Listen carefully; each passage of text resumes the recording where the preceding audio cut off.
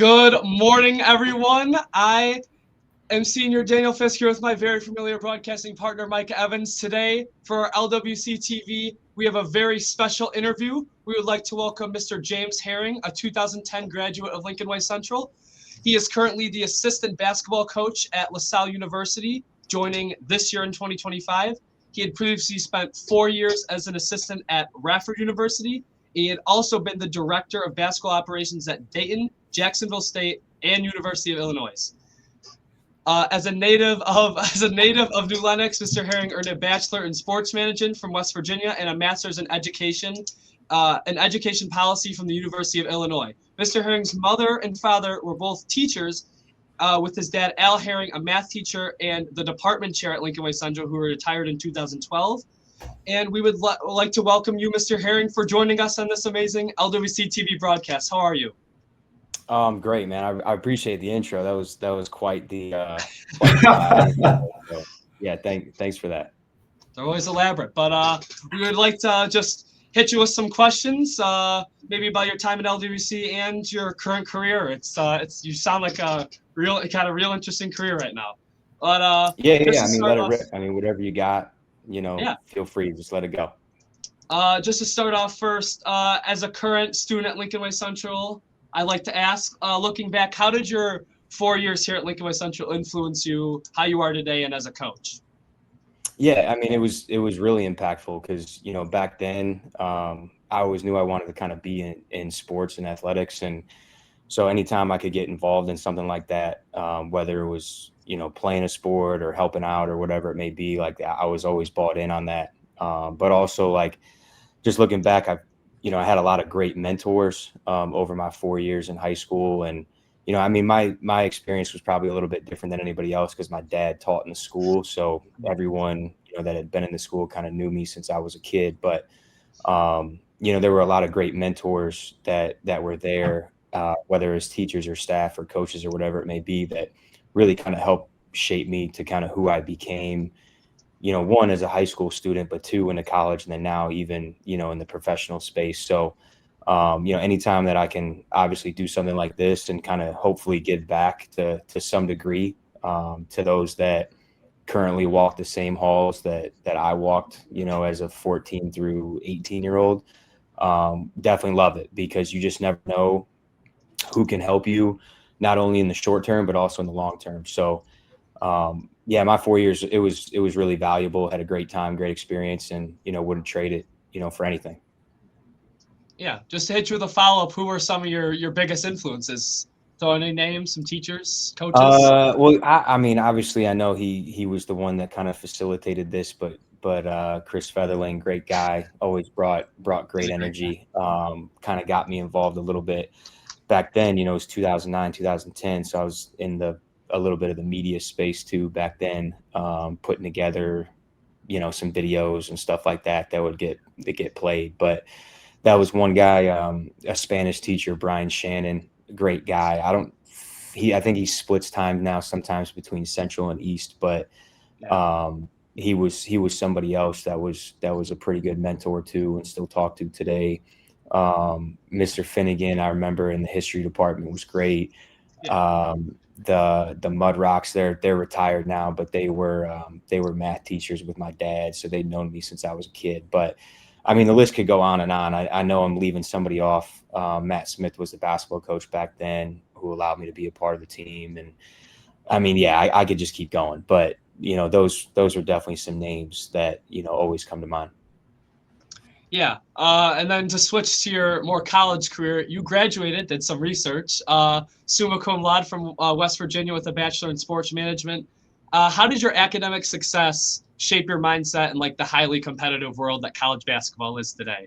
Yeah, I always wanted to be great in anything that I did. And, this environment, as you said, is extremely competitive. And I was competitive with myself as a student, not only in high school, but also in college. And I feel like because I kind of got to that level of competitiveness in high school, that just kind of propelled me to be a good student in college. And not necessarily like competitive to the point in high school where it was like do or die, and I have to get better grades than everybody else in the room. Not like that. It was more so of just being competitive with myself to try to be as good as I can be in the classroom. And because of that, I think that kind of just carried over into like the 4 years of college, then, and so forth into grad school of just trying to be competitive with myself, because that's the only way to try to strive to improve, is to really push yourself and compete with yourself, to know that, all right, if right now I'm not doing so well, I know I can do better this upcoming week and the week after to try to better myself. So it was important. Some people can just not do the work and just, coast by and it's cool, but that just, it wasn't how I was wired. Yeah. Just improve every day. Yeah, absolutely. Progress is key. Now I'm going to have some questions for you. Going off of that college route, when you were at West Virginia, you served as your head team manager in your senior year under head coach Bob Huggins. How did that role prepare you for your leadership? And did any of the skills you learned there come from maybe your days of LWC, or just are new? Yeah, I think something, through my first 3 years of college, being a basketball manager, for the most part, I always had to kind of follow the lead of somebody else. And I've always thought I'm really elite at being able to kind of not necessarily be Batman, but be Robin, in a group setting. Pretty good number two, not always the best number one. But then, my senior year, I had to be the one that kind of ran the show within like our student manager group. And it definitely gave me some really good insight on what it takes to kind of be, the leader of a group. Have to communicate at a high level, have to be understanding of what other people may be going through, which allows them to either be good or maybe also at times, causes them to struggle in situations. So, that was a very, very small setting, because there was only about 10 of us. And at the end of the day, we were at the bottom of the totem pole. But just even being in a role like that, it caused me to just have a better understanding of like group dynamics. And when you are that point person that, the success, but the failures also fall on your shoulders. In terms of being at the top of the group, I really do think it helped me going forward, because then I kind of also had a better understanding of the people above me, and who I reported to and what I needed to kind of provide for them. Because then when I got in their shoes, I had a better understanding of what, those guys had to provide for me. So it was definitely really beneficial, my senior year, to kind of be in that role, in that capacity, especially at that level. Yeah, absolutely. I mean, like Bob Huggins, Hall of Fame coach, there's much to learn from someone like that. And why not learn it from a Hall of Fame coach, of course. Now, after your student managing days, you had a lot of administrative roles in basketball. At Dayton, you were director of basketball operations, like Danny said. You were a coordinator at Jacksonville State, and you had many other things before you got into that kind of coaching realm. What made you decide to start in operations rather than jumping straight into this on-court coaching? And how has that helped you? How has that shaped you into the coach you are now? Yeah, part of it was it was the job I could get. Sometimes you just have to take whatever job you can get. And, you guys will see that as you get older. You might, go into, the real world and have a plan of, okay, this, and this. And then all of a sudden, that first part of your plan doesn't necessarily come to fruition, and you kind of have to pivot and find other avenues to get to where you want to go. But yeah, I just thought it was the best fit for me to kind of go that route and see some of the lower level parts of like Division I, and get a better grasp of kind of everything that encompasses a basketball program, and not just necessarily, maybe going to a lower level, whether it be Division II, Division III, junior college, or NAI, and or even high school or prep school, necessarily going to that level and doing more of a coaching role right away, but maybe not understanding some of the ins and outs at the lower levels in the highest level. If that sounds a little confusing, but basically I just had the mindset of trying to stay Division I at the highest level, and no matter what job it was, I was just going to take on that role and be the best I can in it. And I think that definitely helped me, kind of going forward, to have a better understanding of everything that kind of goes on in the program. And then when I did get put in that coaching role 5 years ago, I just had, you know, the ability to be a little bit more flexible in that role, knowing that, you know, this guy that might be the operations guy or this guy that might have the video, have an understanding of what they're going through, but then also help and try to guide them through their transition from either being maybe a GA to now being full time. So at the time, I didn't really know, you know, what I was doing or what to expect. But then looking back, it was probably the best thing for me. I mean, like in anything, like it's just different roles in a certain field can give you experiences, and that can help you whether you know it or not. And it seems like it's helped you extraordinary. Definitely. Yeah. And then back, one of your most notable achievements, I mean, I have a family friend, he loves Dayton, and this is one of his favorite things to talk about, that 29-2 season. Debatably, the best team in college basketball with Obi Toppin leading the helm. What made that year so special, and how do you draw on those experiences in your coaching now? How do you use those in your current coaching career? Yeah, I mean, to answer your first question, what made it special was obviously winning. Anytime you win, that's always going to be a special thing because winning's hard. But I think the best part about it was like winning with the people that we won with. And, you know, I was just a small part of it. You know, I was the new guy on staff at the time. They pretty much had everything kind of set in place. And I was just kind of inserted into the staff in July due to some staff movement that had gone on and what opened up. And at the end of the day, I was just kind of a glue guy and a little bit, you know, kind of lucky to be there to some degree. But the one thing that I always fall back on is just how connected that group was in terms of like the players, to where everyone kind of knew what their role was. You know, everyone kind of knew how good each guy was within what they do. And then from there, be exceptional in their role. And the one part that I think was great was just how connected they were, to where you would get in a timeout huddle and, you know, you might only have a minute and a half. You get 90 seconds in that timeout huddle, or it might only be 60 seconds or 30 seconds or however long those timeouts are. And there'd be times where the staff wouldn't even talk, like Coach Grant wouldn't even talk, or the assistants wouldn't need to talk because the players are all talking to themselves in a positive way. Even if it's, you know, some constructive criticism or addressing mistakes that were made, guys were willing to speak to their teammates about it, but then those being spoken to were willing to listen and then apply, you know, and I think that's sometimes the hardest thing in a team dynamic is how can you communicate with the other people in the group, you know, with the other people in the team, and then are they willing to listen, accept it, understand it, and apply it. And I think that was probably what made that group so special, was they knew what their role was, guys knew what their roles were, but then, you know, when things went poorly, they were willing to accept that a mistake was made and try to learn from it and move on. And I mean, that's the one thing that I really pull from because I saw it firsthand on a consistent basis, and it obviously paid off for us, you know, being able to be that good of a team. Yeah. I mean, being in the A10 conference and being with those like big dogs, I mean, it was a special run, especially looking back on it. And like right now, you see those things with those Cinderella runs. Like a few years ago, SDSU being in the final. I mean, it just takes a lot of chemistry from those teams, and that it was really special to see that. Yeah, no, it was great to be a part of, and you know, obviously wish we could have finished it off, but you know, some other things you can't control occurred, and it just is what it is. But regardless, it was a great year. It was a great year. Yeah, I mean, going to that shutdown summer 2020, the COVID shutdown, you created the Dunk of the Day video series that kept the fans engaged. Could you talk about what inspired that and how the creativity like that plays into your coaching or the philosophy that you go off of?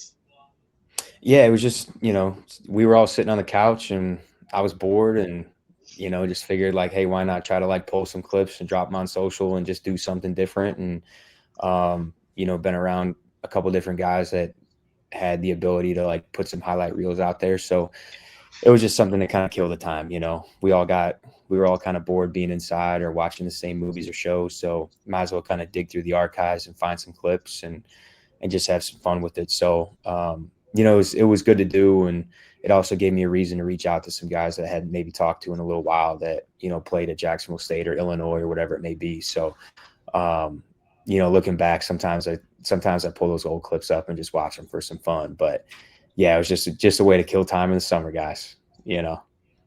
I mean, that's what you need, especially in moments like that. I'm guessing there were a lot of highlight reels with Obi Toppin. I mean, he's killing it, especially in the NBA. Those dunk contests, him and his brother even going insane the past few years. Oh, definitely, definitely. Yeah, Obi Toppin is a crazy athlete. But now going to kind of this current role that you have, now that you're a part of the LaSalle men's basketball staff, how do you see your previous experiences that we've been talking about, both in the operations world and as a manager, help add to your value to the program, and then also support Coach Darius Nichols' vision, this coach that you've been with for your 5 years of coaching? Yeah, I think being back in the A10 and being here at LaSalle, I mean, it's been great. Really fortunate to be here, obviously, because this league, obviously, the Power Four, Power Five, whatever you want to call it nowadays, they're the best of the best. But in terms of like high level basketball, quality mid-major basketball, I'd say this is arguably one of the best leagues in America for that. And just being able to pull on past experiences has been great because at the end of the day, obviously there's one head coach and there's multiple assistant coaches. So we all have to have roles and we all have to be great in the role that we have. And I think one part that, I try to draw on, just from past experiences, whether it was when, being in the operations role, a GA, video, student manager, whatever it is, I've been in almost every role within a program. And so now that we're kind of in a new place with new people and, we're still doing the same thing, but sometimes we're doing different things or in different ways, I can at least kind of fall back on past experiences to where I have a better understanding of maybe what some of these guys are going through, in the role that they're in or in the capacity that they're in. So, I wouldn't necessarily say that there's anything specific, but anytime that, maybe there's a question of just like, hey, what time do you think, the bus should leave? And people sometimes just look at me like, hey, what do you think? And not saying that I have the right answer, but, I can at least kind of pull on some of those past experiences from when we were at Radford and kind of how we did things there to now coming here and, just having an understanding of, from not necessarily the player mindset, but understand what those guys maybe need. And then also have the mindset from my own personal experience of like, as a manager, GA, whatever it is, like, okay, how can we better these guys and help provide for these guys as well? So, you never know it in the moment, but all of a sudden you look back and you're like, man, 10 years ago, like I was doing that too, and hopefully you can find ways to relate to, those different guys to try to help them, and guide them in their life too, so you don't even know it now, but you might be doing the same thing 15 years from now on, a Zoom call or whatever with some kids that, went to your high school, the same high school. And you don't even know it, but you could end up helping those guys, impacting those guys. Mm-hmm. I mean, going back to that comment you made about, mid-major conferences, the A10 is quite a packed conference. I mean, you have that a couple of years ago, that George Mason run, and then you have Loyola Chicago's run and Duquesne and VCU, a lot of powerhouses, kind of not like SEC or all that, but kind of some big name teams that you guys have to face. So it's always good competition to watch those mid-major teams that aren't your Alabamas or your Tennessees in basketball. But going back to maybe the high school perspective, like you were saying, as someone who came from Lincoln Way Central, go Knights, and has built a strong career in college basketball, how do you try to mentor or give back to the young athletes, like you were saying, especially those maybe of similar backgrounds or your hometown? Yeah, I mean, anytime I'm back, which it's rare now, just because of the demands of the season and the off season, and this thing is really 365, 24/7. But anytime that I'm back home, I try to stop by the school. I try. Now it doesn't always work out, or sometimes, there might be, school might not be in session or whatever it is, but I at least try to stop by the school, one, to see some of those mentors that help me, when I was 15, 16, 17, 18, whatever it is. But also in the past, I've tried to stop by, basketball practice. I've been willing to talk to people or whatever it is. And sometimes, it's not always necessarily like received or the timing or the schedules don't work out. But I do know that, it can be impactful. Maybe it helps the right person. And 10 years, 15, 20 years down the road, maybe there's another kid there that was just an okay player, not a great player, a good player, whatever it may be at their high school level, that says, hey, I want to do this too, and maybe that can help kind of jumpstart some other people, in that career field. But, at the end of the day, you got to want it yourself too. People can come back and say they want to help and do that and do this and be available or whatever it may be. But at the same time, in your shoes and within what you guys want to do, you also got to want to try to go get it yourself, because people can only guide you and help you so much and be available. But at the end of the day, if we really want something, you got to go do it. You got to go do it.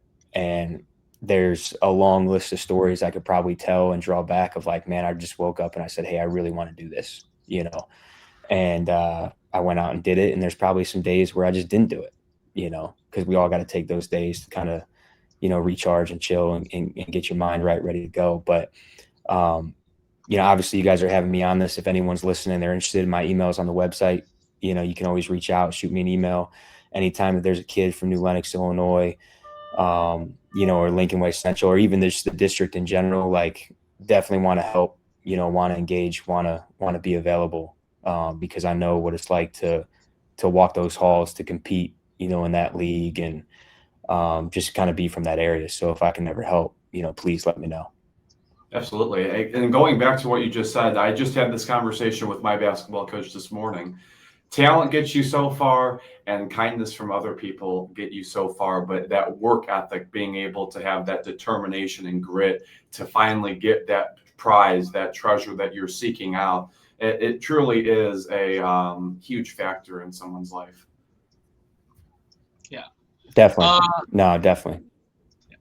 And then the Lincoln Way Central as well. You played basketball, student manager there as well. What's the culture that you remember there? Your coaches, teammates, any school traditions, just in general, maybe outside of the basketball world, maybe some football games, any of those memories that that you use when you're approaching your coaching and recruiting players?